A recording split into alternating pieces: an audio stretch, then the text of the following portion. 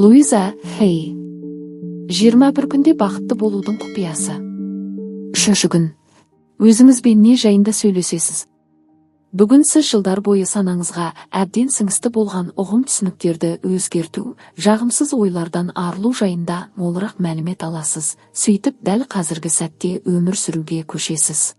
Сонымен Айнамен жұмыстың 3 күніне келіп жеттік. Жан досыңыз Айнамен арада тығыз бір байланыс орнағанын сезесіз бе? Күнделікті Айнамен жұмыс істеу кезінде біртіндеп өз-өзіңізге ғашық бола бастайсыз. Күн өткен сайын позитивті аффирмацияларды айту және оған шын көңілмен сену жеңілдей түседі. Өзіңізді жақсы көрудің ең жақсы жолы өткен өміріңіздегі бүкіл жағымсыз ойлардан арылу және қазіргі сәтте өмір сүру. Бүгін мен сізбен өз-өзіңмен сөйлесу деп аталатын миымыздағы әңгіме ауанын өзгерту жайында сөз қозғағым келіп отыр. Біз ең алғашқы тиымдарды көбіне ата-анамыздан, мұғалімнен және басқа да беделді кісілерден үйренеміз. Бала сияқты жылауды доғар, өмірі бөлмең шашылып жатады, немесе неге төсегіңді жинамайсың деген ескертпелерді талай естіген боларсыз. Сол адамдарға ұнау үшін айтқанын істеуге тырысасыз. Содан кейін жас кезде адамның санасында өзгелердің мені жақсы көргенін қаласам, ол үшін бірдеңе істеуім керек, әйтпесе жайдан жай мені кім керек қылсын деген ой еріксіз пайда болады. Осы күйімізде қабылдау мен жақсы көрудің өзіндік шарттары бар деп ойлайсыз.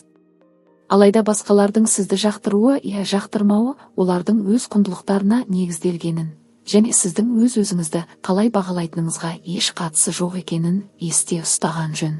Осы өміріміздегі алғашқы тиымдар өзімізбен сөйлесуге ықпал етеді. Өз-өзіңмен болатын ішкі әңгіме өте маңызды, өйткені ол біздің сыртқы әлемге дауыстап айтатын сөздеріміздің негізіне айналады. Сөйтіп біз өмір сүретін психикалық атмосфераны қалыптастырады және түрлі тәжірибені бізге қарай тартады. Егер өзімізді төмендететін болсақ, өмірдің мәні біз үшін көк тиынға татымайды. Ал егер өзімізді жақсы көріп бағаласақ, онда өмір шат-шадыман, ғажайып сыйға айналады.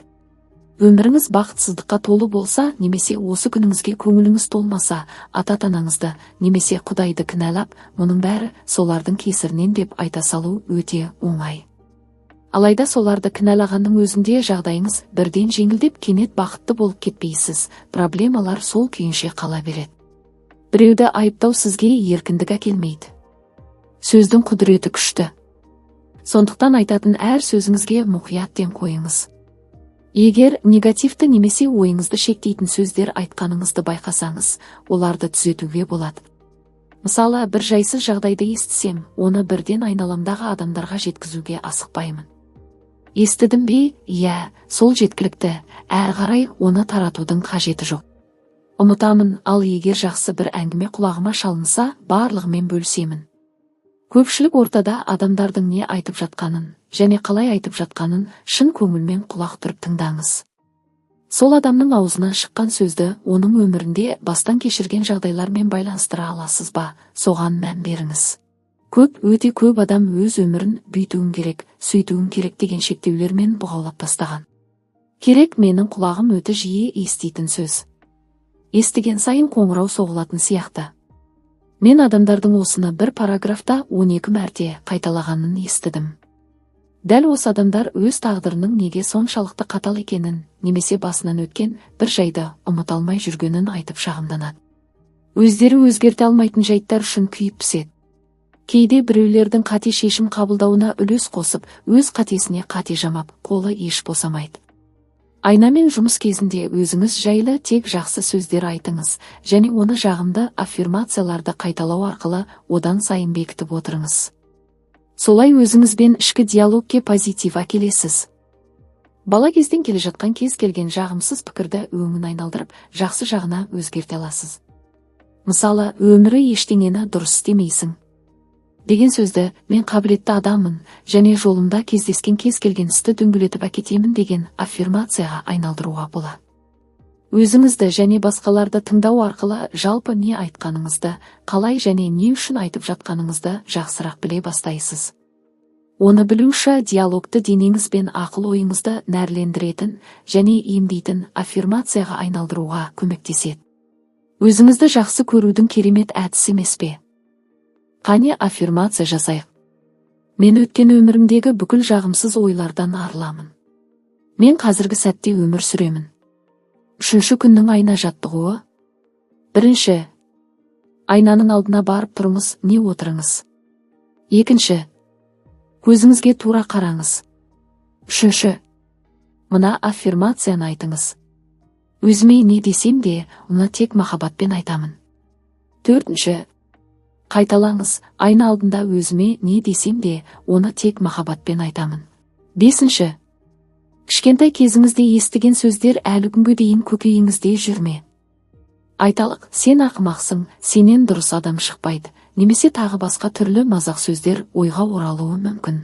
Негатив сөздермен жұмыс істеуге уақыт бөліңіз. Оларды оң аффирмацияға айналдырыңыз. Мен ақылдымын. Мен өзім ойлағаннан әлде қайда ақылдымын. Мен креатив идеялары асып тасыған кемеңгермін. Мен керемет адаммын. Мен тартымдымын. Мен жақсы көруге лайықпын. 6. Осы жаңа жағымды аффирмациялардың 1-2-ін таңдап, оларды қайталай беріңіз. Өзіңізді жайлы сезінгенше айта беріңіз. 7. Күні бойы айнаның жанынан өткен сайын немесе әйнектен бейнеңізді көрген сәтте сәл аялдап, осы сүйіспеншілікке толы аффирмацияларды қайталаңыз. Ғаламат күшіңізде. 3 күннің күнделік сұрақтары. 1. Сіз бүгін естіген қандайда бір жағымсыз жаңалықты басқалармен бөлістіңіз бе? Мұны қанша рет қайталағаныңызды және қанша адамға айтқаныңызды жазыңыз. Енді осы адамдарға ертең айтып беру үшін жағымды бір нәрсе жазыңыз, бұл олардың және айналасындағылардың көңіл күйін көтеріп, үміт береді. 2. Керек сөзін жазыңыз. Жанына оның орнына қолдануға болатын сөздердің тізімін жасаңыз. Мысалы, мүмкін деген сөзден бастай аласыз.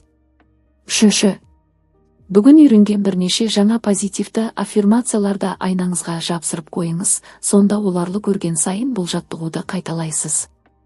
3 күнгі жүректегі ойлар. Менде әрқашан таңдау бар. Өзіміздің кім екеніміз туралы ақымақ ойлар, мен өмірді қалай сүру керектегі жайлы бітпейтін қатаң ережелер көбімізде бар, мойындайықшы. Сөздік қорымыздан істеуім керек, тиіспін, міндеттімін деген сөздерді мәңгілікке алып тастайық. Керек, қажет бізді тұтқынға айналдыратын сөздер.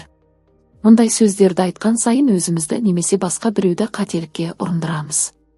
Шын мәнінде бұл сөздердің мағынасы шамамен осындай: оңып тұрған түгім жоқ, анау айтқандай жақсы емеспін. Тізіміңізден тағы қандай сөздерді алып тастауға болады? Керек сөзін мүмкін ұғымымен алмастырыңыз. Ол таңдау бар екенін және таңдау еркі тек өзіңізде екенін есте ұстауға мүмкіндік береді. Біз өмірдегі бүкіл іс-әрекетіміз таңдау арқылы жасалатынын білуіміз керек. Расында да сөзсіз істелуі тиіс ештеңе жоқ. Бізде әрқашан таңдау бар. 3 күннің медитациясын.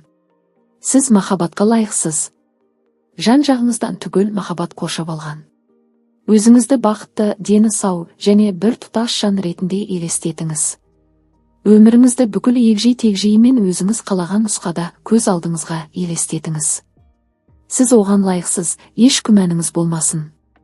Содан кейін махаббатты жүрегіңізден шығарыңыз және ол денеңізді шипалы күш-қуатпен толтыра бастасын.